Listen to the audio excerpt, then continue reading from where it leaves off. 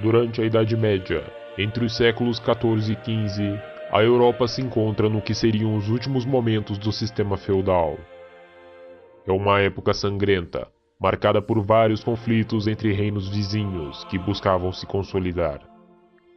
Nesse tempo sombrio, entre os anos de 1337 até 1443, os conflitos entre os reinos da França e o reino inglês fariam parte do que mais tarde viria a ser a Guerra dos 100 Anos.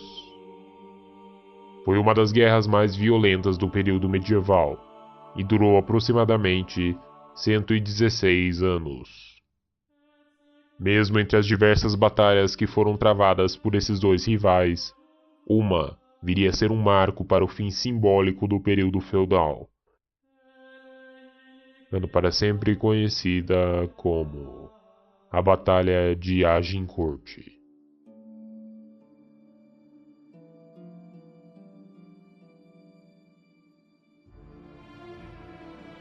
No dia 13 de agosto de 1415, a frota do rei Henrique V vem à França, buscando conquistar os territórios divididos da nobreza francesa.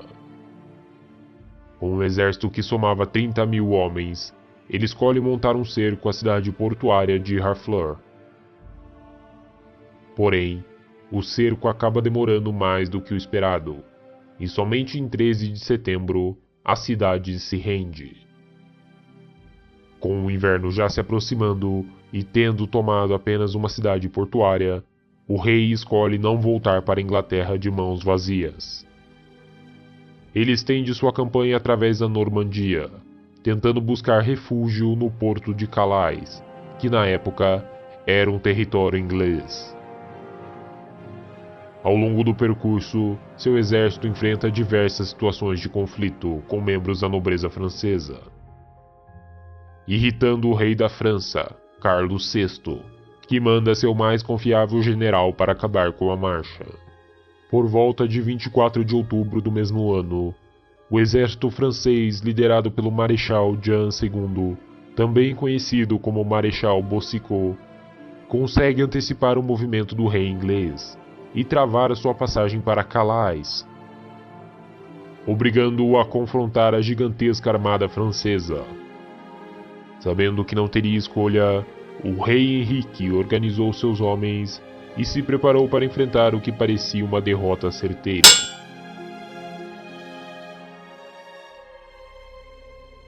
Os dois exércitos se confrontaram em uma estreita passagem de terra, que ficava entre as vilas de Agincourt e Tamencourt.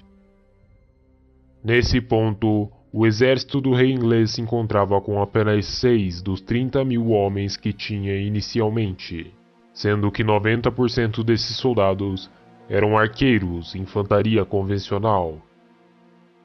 Tudo isso somado aos diversos relatos de fome e doença decorrentes da longa marcha, além de um desgaste profundo causado pelas batalhas. O exército francês era o oposto.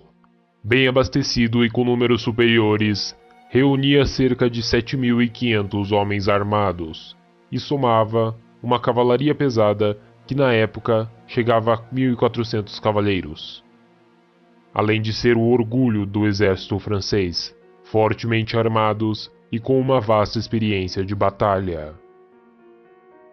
Eles ainda possuíam um exército de suporte, que reunia 5.500 arqueiros, muitos deles portando bestas.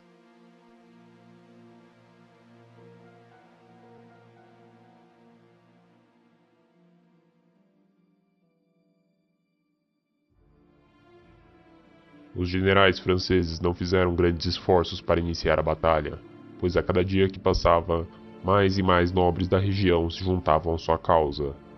Porém, para o pequeno exército inglês, tempo era precioso. Na manhã de 25 de outubro, Henrique moveu seus homens para mais perto das linhas francesas, de forma que seus inimigos estivessem ao alcance de seus arqueiros.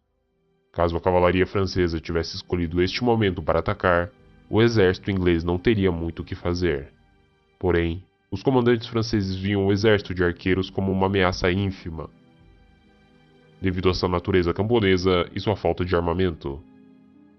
Na verdade, muitos relatos apontam que os franceses não estavam bem organizados e não haviam se prontificado para um ataque direto naquela manhã. Para que seus arqueiros não ficassem vulneráveis a um ataque direto da cavalaria pesada, Henrique ordenou que seus homens armassem diversas estacas no solo, formando uma barreira improvisada, uma tática com a qual os franceses não estavam habituados.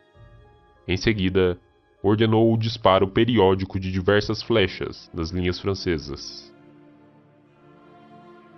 Na prática, estes disparos não tinham precisão nem força suficiente para causar grandes baixas. Porém, o exército francês era orgulhoso e se irritou com as táticas evasivas dos ingleses, que se contentaram em manter os disparos durante horas, o que irritou os generais franceses. É importante entender que, apesar de bem treinado e armado, o exército francês sofria de graves problemas de organização e formação tática, além de uma grave falta de comunicação entre seus comandantes, que, deliberadamente, deixaram seus arqueiros nas linhas de trás, devido à falta de espaço para manobras de cavalaria. A fim de dar um rápido fim à batalha, muitos nobres se reuniram na vanguarda e lançaram um ataque súbito que visava obliterar as linhas inglesas. Porém, eles não levaram as estacas e o terreno em consideração. Muito menos obedeceram aos comandos do Marechal Boucicaut. Havia chovido constantemente nos últimos dias, e o solo, que já havia sido arado uns dias antes, havia se tornado um grande amontoado de barro e lama, o que dificultava a mobilidade pelo campo de batalha. E as duas florestas que estavam nas laterais impediam que a cavalaria fizesse manobras de flanco, resultando em um afunilamento do ataque, que já era desorganizado. Com a velocidade reduzida devido à lama e sob constante fogo de centenas de arqueiros ingleses, a cavalaria se choca com as barreiras e não consegue usar seus números para quebrar as linhas inglesas, o que resulta em dezenas de soldados sendo empalados e atropelados por seus próprios aliados. Os cavalheiros que vinham atrás, a fim de evitar o mesmo destino da vanguarda, tentaram se reagrupar para lançar um novo ataque, mas com sua falta de coalizão e com muitas de suas tropas recuando, foram alvos fáceis para os arqueiros ingleses. Em um primeiro momento, a desorganização foi tão grande que as tropas que estavam recuando atropelaram seus próprios aliados que tentavam avançar, causando ainda mais baixas. Mesmo com o fracasso do primeiro embate, os franceses conseguiram se reorganizar e, ainda mantendo uma vantagem numérica superior, avançaram sobre as linhas inglesas. Tendo em vista a ineficiência da cavalaria, muitos cavaleiros sobreviventes do primeiro ataque preferiram abandonar seus cavalos e lutar a pé. Após o primeiro ataque, o terreno, que já era ruim, havia se tornado um verdadeiro percurso de obstáculos, com montes de corpos e barro que afundava até os joelhos. Avançando lentamente e sob o disparo constante de arqueiros, o exército francês teve que se amontoar no centro, para evitar a chuva de flechas que vinham das laterais, o que não permitiu que fizessem uso de seus números superiores.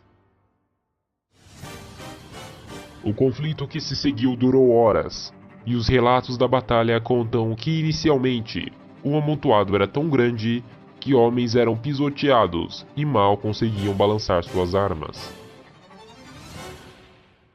Mesmo com as adversidades, o exército francês ainda é muito grande e começa a puxar as limitadas linhas inglesas para trás, o que acaba fazendo com que fiquem expostos nas laterais e recebam enxurradas de flechas de todos os lados. O arco longo era um importante instrumento dos exércitos ingleses. Seu comprimento alongado permitia o disparo em distâncias maiores, e ao contrário das bestas, comumente utilizadas pelos franceses, podia disparar com maior frequência. A curta distância, mesmo as mais reforçadas armaduras francesas podiam ser perfuradas em partes mais sensíveis do aço, além de aberturas e juntas, tornando os exércitos franceses presas fáceis para o abate. Conforme a batalha se estendeu, os arqueiros ingleses, já sem munição, se juntaram ao combate e, eventualmente, cercaram a já exausta infantaria francesa, que começava a bater em retirada e se render.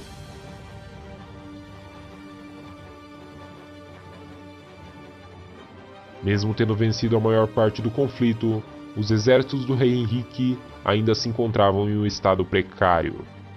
Tendo capturado milhares de cavaleiros franceses, os ingleses agora tinham mais prisioneiros do que soldados aptos a lutar, e ainda haviam exércitos franceses de prontidão.